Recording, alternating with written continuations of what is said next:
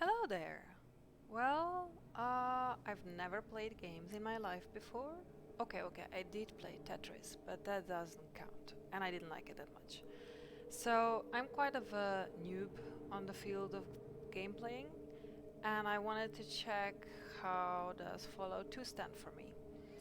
And since I did it for the first time and had not a clue how this is played, here's short how my reactions are to this game because I've played it for a while now. And I want to tell you how this game made me feel because it sent me down the roller coaster of emotions. And at the same time, it actually broke my number one stereotype about game playing I had. So before, games made me, even the idea of playing games, video games was, it made me nervous, edgy, something like that. And after all, now, obviously, curiosity won, and I wanted to see what the hell it's all about. And at the same time, I was curious about Twitch for a while, and I wanted to join these two together because it made like a perfect match. So about Fallout 2, what did I learn so far? And why, above all, why did I decide to start with Fallout 2 as my first game? Well, I needed a game that it's easy to play in my mind, of course. So my number one demand was that it can be easily moved. You can easily move around. So I just wanted to move around with the mouse, and that seemed pretty easy, right? You need keyboard just a little, like every once in a while, and I didn't know that at the beginning at all. So I hate games that demand from you that you move with the keyboard. I really suck at that. So no go for the first time. And although I thought it would be very easy, well, boy, I was wrong. It's not that easy as I imagined it. So I think I would need like a manual at first to know how to move around, to know how to do things, which I would never read, of course. Therefore, I realized that doing this together with Twitch and streaming is actually perfect because Twitch enabled me with assuring some good spirits who are willing to watch it with me and then give me tips and directions when they were like really needed. Um, what Fallout 2 enables you, in my perspective or in my idea, it gives you like the option of building your character, and that's quite important for me. So you can, that's me, see? You can build your character up to a point, a certain point. You can decide whether you'll be a very tough guy or a tough person, or are you going to be a boy or a girl. It enables you with being strong, smart, quick. Yeah, it gives you many options. So mine, she's called Lost, resembles me in quite many ways.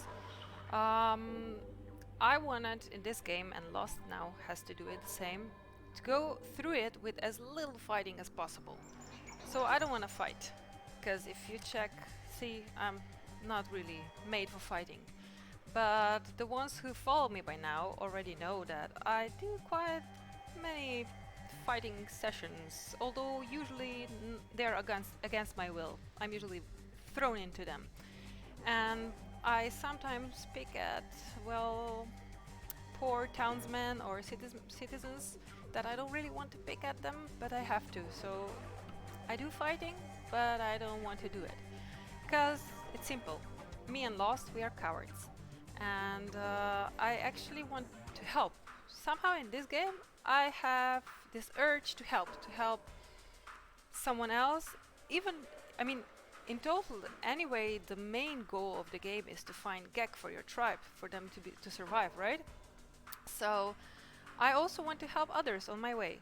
And what I really like about this game, it gives you a chance to explore. So you can go around and you can go into places, you can search a little bit, you can search on many fields. So you can explore like the area, and you can search if there are any, what I like very much is you can snoop around and you can check the shelves and bookcases and drawers and things like that. And for me, these are like tiny little Christmases when you don't know what are you getting. Well, in many cases, you don't get anything. But in many cases you get something, some objects that I mostly don't even know what they are, like Buffout. I've never used it. I don't have a clue what should I do with it, but I have a feeling I will need it eventually. So that's one thing. And I also learned that by snooping around, which I thought it was pretty harmless, you can also steal, and people don't like that. So you need to be cautious there. It's deadly. Trust me, I've tried. And then you can also explore people. You know, you can talk to them. You can start talking to them, and that's really cool. Some of them actually speak by themselves. Others you have to give them the voice, and you can ask questions. They're quite limited, but still you can ask questions. And yes, you can piss people off, or you can soften them up a bit so they help you, or you can just make them really, really mad. And what I also like is there is not only an overall mission to get the GAC, but there is also a set of small missions in each town and each place you end up. And you can decide to join on those missions or not. They help you because with them you can level up quicker because they give you experience points. So they are also very necessary. But in my case, I'm slightly worried that I'm drifting away from the main mission, you know, and that I'm slowly, well, under a time pressure because I've learned from my good spirits of Twitter users that actually, yeah, you are kind of under a time pressure. You know, there's a draft and you're supposed to find water for your tribe, and I'm doing all sorts of things in between. Some of them help you on your way towards the main mission, but some of them are just, you know, a distraction. So I need to find balance over there. Not sure if I already did. And yeah, as I said, your character, by choosing your character, you're pretty free in a way. I mean, under limited circumstances. But you can also be a villain, you know? You can just decide to kill everyone and just to go ahead on your killing march. Or you can just be a very mean person and be out of spite, be against everyone. Or you can be a good Samaritan. So I'm more towards a good Samaritan now. And really, twitching assures me here with an anti-stuck remedy, and I'm really, really grateful for that, because otherwise I think I would already give up on the game far before reaching the level 1 that I did. What else? Well, all in all, music is just excellent, really. It sets the mood correctly. It kind of gets you in the mood there, and also it builds anticipation, and at the same time it assures with some tiny noises and things like that that alert you and that promise you that there's something more you haven't checked yet, or they raise curiosity, like there is this serious sound that I will not find it now, that sounds like a weird turkey, like some whatever turkey or whatever, some silly animal that now I really want to discover. A, is this a turkey? B, what is it if it's not a turkey? And is it dangerous? And something else that I like here, there are some realistic elements that I wasn't aware of them at the beginning at all, but the game developers did it really good. Like, you have a time scale here, and you actually can... I mean, there is a difference between day and night, so in your perception, in how you are fighting, in how you are moving, how the town looks like and how people react to night. So this is pretty realistic, I'd say. Then there's the dialogues. As I said, you can, with what you ask, you can make people to turn on your side or to turn against you. So it's pretty realistic there. Could be better. It would be much better if people would actually all speak to you in one person, like in first person. Otherwise, it's pretty good. And by all means, you have to work for your to be appreciated, or you have to work for your recognition. You have to build yourself, and people have to see what you are. So you have to work on yourself as a character in the game. Yeah, and what I've learned, and that's also very realistic, so I quickly realized that I'm too weak. So I needed a companion, and I got a companion, and now I have 4 companions, so we are like a very, very merry group of 5, and we travel together. And sometimes my crowd of guys is really useful, but sometimes they're really just pain in the ass. So it's quite real, you know, like it would be in the realistic time, because they are characters of their own. They have their specialities, and sometimes they just don't react the way I would like them to react. Like, yeah. And some things are really hard to figure out. Like, for me to realize that there's this little tiny bell that you can press on and then just snooze for a few hours or something like that. Well, I didn't know that. So you need to figure out all the possibilities that this game offers to you, and there's not much that the game tells you about this.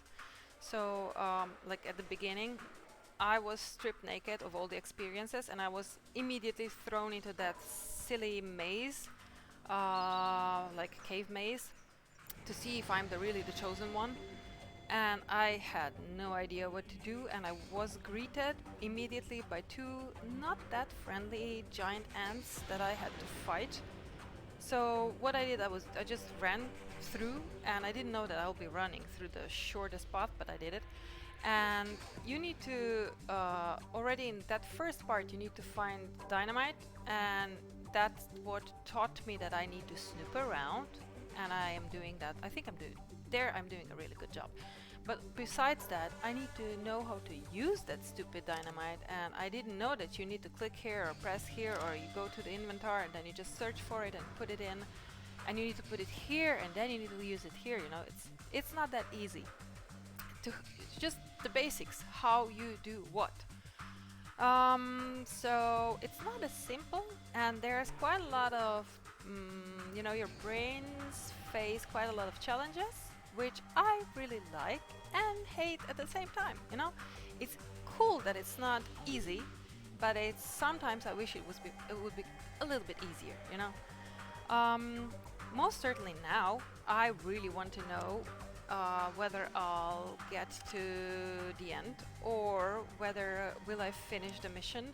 I mean, I've died like more times than the cat. I have more lives than a cat now already. I think I've exceeded the 9 deaths. So I deeply appreciate the fact that you can reload the game again and again and again, although I'm still wondering whether this counts as cheating, but still.